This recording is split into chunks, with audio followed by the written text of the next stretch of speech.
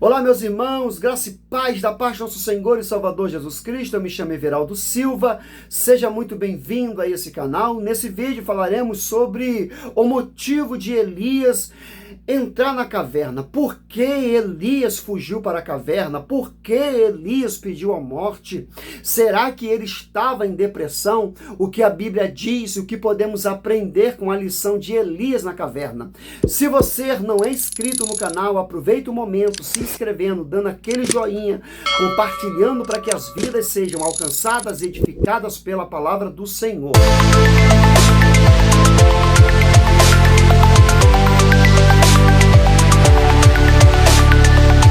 Porque Elias se escondeu na caverna, meus irmãos.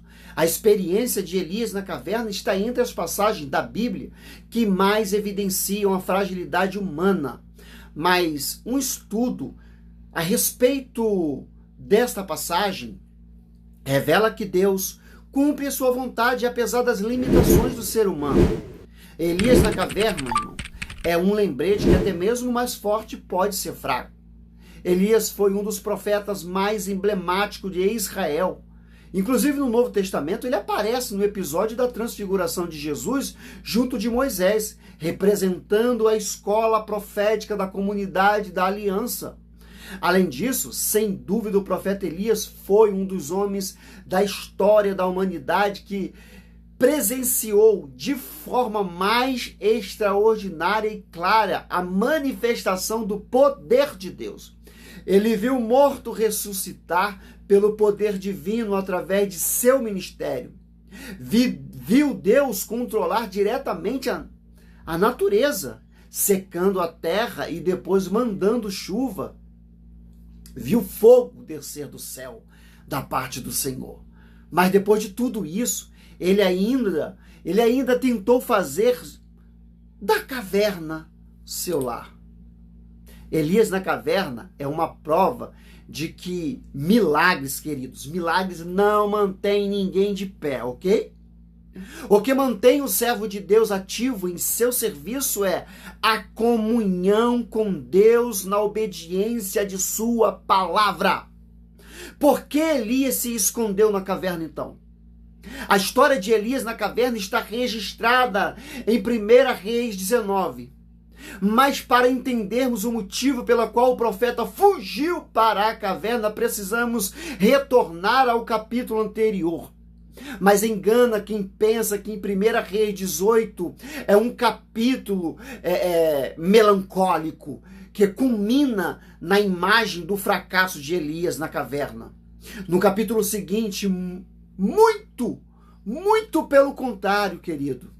No capítulo anterior aos episódios da caverna, Elias aparece no auge. Nem de longe. Ele lembra um homem frágil, amedrontado com crise de identidade. E um discurso vitimista se escondendo numa caverna. Não. Em 1 Reis 18, Elias aparece como um homem corajoso para confrontar o rei Acabe, para convocar todo Israel e os profetas de Baal no Monte Carmelo, para desafiar os profetas pagãos e depois matá-los diante da manifestação do poder do Senhor. E para orar por chuva em Israel, e depois de anos de terrível seca, por fim, sob a captação do Senhor, ele corre por quase 40 quilômetros do Monte Carmelo até Jezreel. Mas então, como um homem assim foi do auge ao fundo do poço, do Monte da Vitória para a caverna do desalento? Porque Elias fugiu para a caverna. Talvez Elias estivesse esperando que as demonstrações do poder do Deus vivo no Monte Carmelo produzissem um quebrantamento em Jezabel e Acabe. Mas não foi isso que aconteceu. Em vez de o arrependimento perverso, a esposa de Acabe declarou guerra ao Senhor e começou por ameaçar o seu porta-voz em Israel, que foi o profeta Elias. Então, diante desse cenário, pode ser que Elias tenha julgado ter falhado em sua missão como profeta. De fato, ele sentiu o fracasso. E quando percebeu ele recebeu, melhor dizendo, a carta de ameaça de Jezabel, ele fugiu temendo por sua vida. Alguém pode perguntar o porquê de Jezabel ter mandado a ameaça a Elias ao invés de tê-lo matado prontamente. Muito provavelmente ela fez isso por uma estratégia. Elias tinha acabado de provar diante de todo em Israel que era profeta de Deus. Se Jezabel matasse Elias, possivelmente, ela enfrentaria um descontentamento do povo, então. Parece que o objetivo principal de Jezabel era fazer Elias fugir para preferir Elias, ou seja, em uma caverna, ao invés de tornar Elias um mártir. Elias a caminho da caverna. Vamos entender. A estratégia de Jezabel funcionou.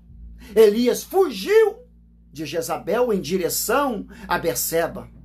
Nesse ponto, a Bíblia não mostra Elias consultando ao Senhor, muito menos recordando das experiências grandiosas que havia tido ao longo do seu ministério. O Senhor não havia desamparado em nenhum momento ele. E também não seria naquela ocasião que ele iria desampará-lo. Mas Elias desviou o seu olhar da fé e os colocou sobre uma circunstância, e o seu comportamento foi tão irracional que ele, um homem caracterizado pela coragem, ele fugiu do inimigo derrotado.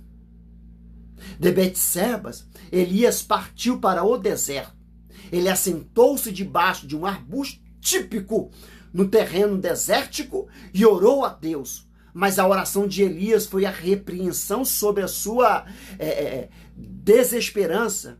Em sua oração, ele declarou que queria desistir e desejou a morte. Em seguida, ele se deitou e dormiu. Então a Bíblia diz que ele acordou quando um anjo lhe tocou, ordenando que ele comesse a refeição que o Senhor havia milagrosamente lhe oferecido. Depois Elias dormiu novamente, até que outra vez acordado pelo anjo para mais uma vez se alimentar. Com aquelas duas refeições, a Bíblia diz que Elias caminhou 40 dias e 40 noites até o Monte Horebe. Aqui vale lembrar que o Monte Horebe é o mesmo monte, tá? O mesmo monte, o Monte Sinai, onde Deus revelou a Moisés. Nesse percurso, Elias também ele caminhou quase 400 quilômetros numa viagem que levou 40 dias e 40 noites. O texto bíblico não explica o porquê essa viagem demorou tanto. Já quase o percurso poderia ser feito num tempo muito menor. Alguns comentaristas enxergam alguns paralelos com os 40 anos que Israel peregrinou no deserto, com os 40 dias que Moisés passou na montanha, e com os 40 dias que Jesus passou no deserto quando foi tentado. Foi quando chegou ao Horebe que Elias entrou numa caverna onde passou a noite. A sua situação, a situação do profeta, então, era muito complicada. Que muitos estudiosos acreditam que Elias teve depressão. Naquele episódio, ele estava exausto, querido, e muito abatido. Seja como for, ele estava disposto a desistir do seu ministério e até mesmo de sua vida. Mas foi na caverna que Deus falou com Elias. Em vez de repreendê-lo, o Senhor apenas lhe perguntou: que fazes aqui, Elias, como diz lá em 1 Reis 19:9. Isto mostra a forma pessoal, paciente, atenciosa, com que Deus trata os seus filhos que passam por momento de desespero. No entanto, Elias não respondeu de forma direta à pergunta do Senhor. Na verdade, ele tentou se justificar em sua resposta, mostrando uma mistura de orgulho com pena de si mesmo. Ele alegou ter sido um servo fiel e zeloso pelo Senhor, enquanto os israelitas quebraram a aliança. No fim, ele acabou julgando estar sozinho e sendo perseguido. Então Deus lhe ordenou que saísse da caverna para o monte e colocasse perante o Senhor. A Bíblia diz que ele veio um vento muito forte, mas o Senhor não estava no vento. Depois veio um terremoto que abalou o monte, mas o Senhor não estava no terremoto. Na sequência veio um fogo, mas o Senhor não estava no fogo. Por último, o texto bíblico diz que veio um círculo tranquilo e suave, como diz em 1 Reis 19:12. Foi então que Elias saiu, se colocou à entrada da porta. Neste momento, ele ouviu a voz do Senhor, mas talvez para a surpresa de Elias, o Senhor lhe fez a mesma pergunta que fez anteriormente. Que fazes aqui, Elias? 1 Reis 19:13. Mais uma vez o profeta repetiu a mesma resposta, em um tanto quanto egocêntrica. Deus restaura Elias. Embora Elias estivesse agindo pela aparência em vez de agir pela fé, Deus o restaurou ao seu serviço. Deus lhe preparou para terminar o seu notável ministério de forma estratégica. Por isso que na porta da caverna Elias recebeu do Senhor 3 ordenanças. 1. Ungir Azael como um novo rei da Síria. 2. Ungir a Jeú como um novo rei de Israel. 3. Ungir o jovem Eliseu como seu sucessor na escola profética em Israel. Essas 3 ordens confrontaram o estado deprimente de Elias. O profeta havia fugido com medo da ameaça de uma mulher perversa, que era a esposa de um rei fraco e reprovado por Deus. Mas ele deveria saber que aquele casal só continuaria no poder até quando Deus quisesse. Deus não apenas controla o trono de Israel, mas controla o trono de todas as nações da terra. Como diz o profeta Daniel, aquele que se assenta no trono do universo é o mesmo que remove os reis e estabelece reis, lá em Daniel 2:21. A prova disso é que o Senhor não apenas estava levantando um novo rei de Israel, mas também estava instituindo o rei da Síria a uma nação pagã. Na verdade, Deus haveria de usar os movimentos militares, a Jael e a Jeú, e o trabalho profético do jovem agricultor Eliseu para executar o seu propósito soberano. Tudo isso, inclusive, o resultou, queridos, na completa destruição da casa de Acabe. E assim, pela paciência, pela misericórdia do Senhor, o episódio de Elias na caverna terminou com um profeta tratado e restaurado por Deus. O que podemos aprender com Elias na caverna?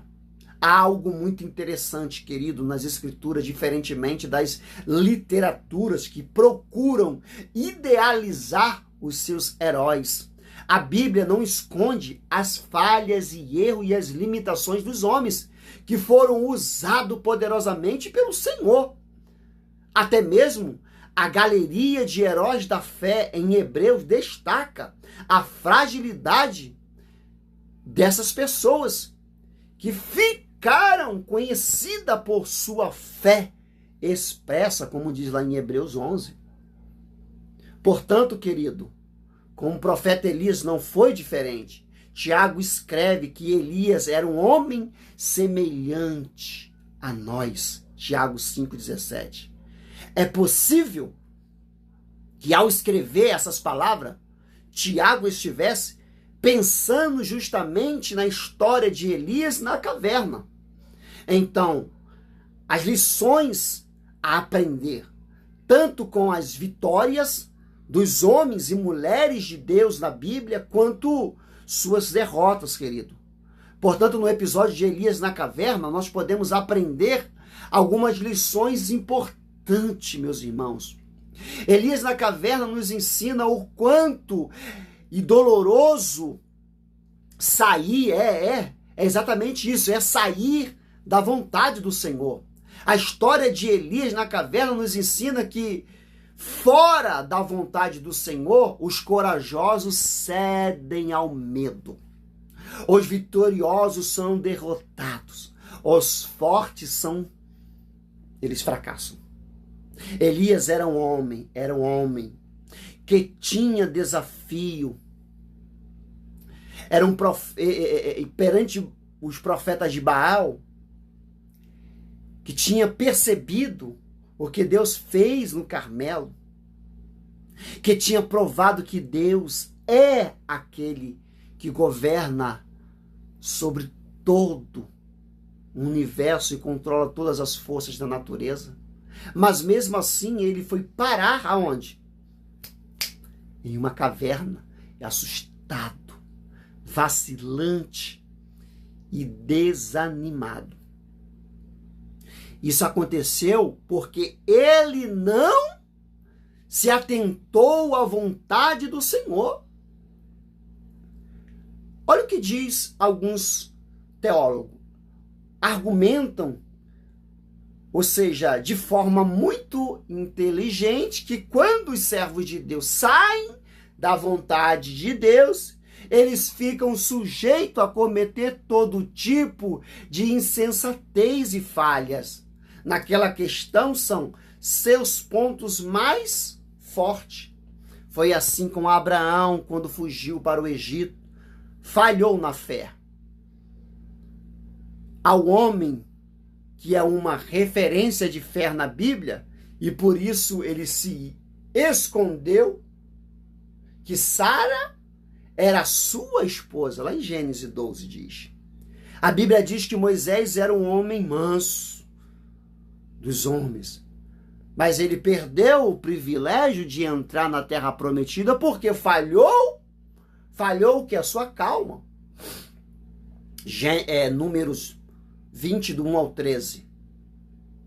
Uma característica do rei Davi era a sua integridade, mas em seu envolvimento com Betseba, lhe faltou ser justamente um homem íntegro, segundo a Samuel 11, 12 relata. O apóstolo Pedro era valente, era corajoso, mas faltou coragem quando ele negou Jesus por 3 vezes. Marcos 14, 66 ao 72. Elias na caverna nos ensina que Deus tem formas particulares de agir.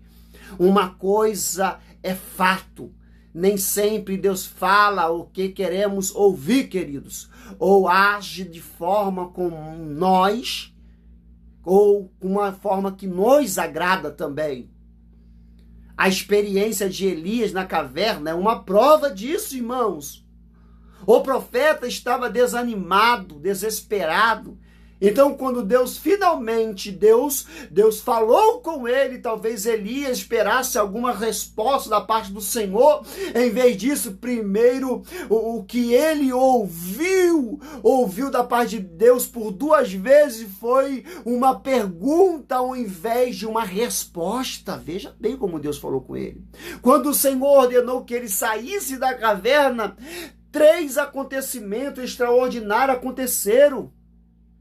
A ventania, o terremoto, o fogo, mas nenhuma palavra da parte do Senhor veio nesses acontecimentos. A palavra do Senhor veio a Elias na caverna com uma voz suave, queridos.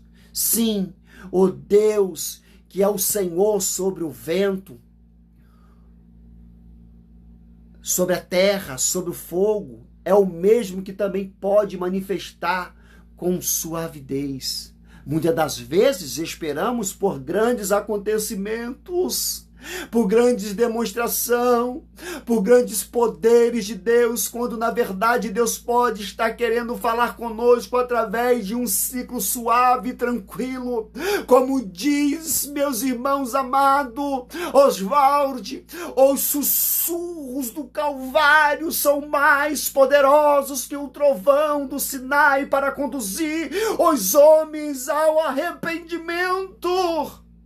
Então aqui devemos aprender com Elias. Apesar de seu momento de fraqueza, ele teve ouvidos sensíveis o suficiente para ouvir a voz suave do Senhor. Elias na caverna nos ensina que não podemos, querido, nos esconder através de justificativas, dos lamentos. Não. O profeta tentou se justificar perante Deus. Além disso, ele apoiou um tipo de autoridade. Primeiro, debaixo do zimbro no deserto, ele orou a Deus pedindo para morrer e depois não ter sido melhor que seus pais. Mas Deus não havia perdido Elias, Deus não havia desamparado, fosse melhor, ou seja, do que alguém, não. O propósito de Deus para Elias era que cumprisse o serviço para o qual foi chamado como todo crente. O que Elias deveria fazer era ouvir a palavra do Senhor e simplesmente obedecer. Depois, já na caverna, Elias procurou se justificar. Ele alegou ter sido zeloso e ter sido fiel ao Senhor, diferentemente dos demais israelitas, e agora ele estava sozinho, estava ameaçado de morte. Perceba, num certo aspecto em suas respostas, Elias questionou a ação do Senhor. Afinal, será que Deus não havia visto que ele tinha sido servo fiel? Como ficou de pé quando os outros caíram? Como Deus teria permitido o último crente do reino de Israel que fosse ameaçado de morte e tivesse fugido, querido? Em primeiro lugar, como diz Ovas, Elias tivesse mesmo sido um servo fiel, então o que ele estava fazendo escondido? O que ele estava fazendo escondido numa caverna, centenas de quilômetros do local onde deveria estar exercendo o seu ministério? Em segundo lugar, não era verdade que Elias fosse o último crente em Israel. Não. A graça de Deus havia conservado remanescentes fiel, que não se compadeceu com Baal. Em terceiro lugar, Deus não havia abandonado Elias. A prova disso é que a paciência de Deus estava falando com Elias na caverna, estava levantando ele para a obra, querido. Elias na caverna nos ensina que Deus cumpre o seu propósito, apesar de nós. O retrato de Elias ser na caverna, querido, ela é uma demonstração clara de como o propósito de Deus prevalece sobre nossas falhas. O Senhor poderia ter deixado Elias entregue ao desânimo, querido, naquela caverna. Elias poderia ter sido levantado, e teria sido levantado outra pessoa, meus irmãos, para o lugar de profeta em Israel, porque ninguém é indispensável perante o Senhor, mas Deus cumpre o seu propósito através de nós. Através de nós Ele cumpre a sua vontade. Então, apesar das falhas de Elias, Deus tratou com ele, estabeleceu o seu lugar. Onde Elias via motivo para desistir, Deus via motivo para ele voltar ao trabalho. Onde Elias só via solidão, pensamento de estar sozinho, Deus viu outros 7.000 que foram preservados por ele, não se dobraram a Baal. Enquanto Elias lamentava pelo passado e pelo presente de Israel, Deus já estava tratando do futuro do seu povo, queridos. Elias na caverna nos ensina que devemos nos conceder em Deus e não numa caverna. A experiência de Elias na caverna nos serve de exemplo, como estivéssemos em nossas próprias cavernas. Muitas das vezes somos fracos, volúveis, inconsequentes, mas o Deus Todo-Poderoso é imutável. Ele enxerga além das circunstâncias que nos amedronta, querido. Como diz o salmista, o Senhor é como um pai que se compadece dos seus filhos. Ele conhece a nossa estrutura e sabe que nós somos pó. Salmo 103, 13 e 14.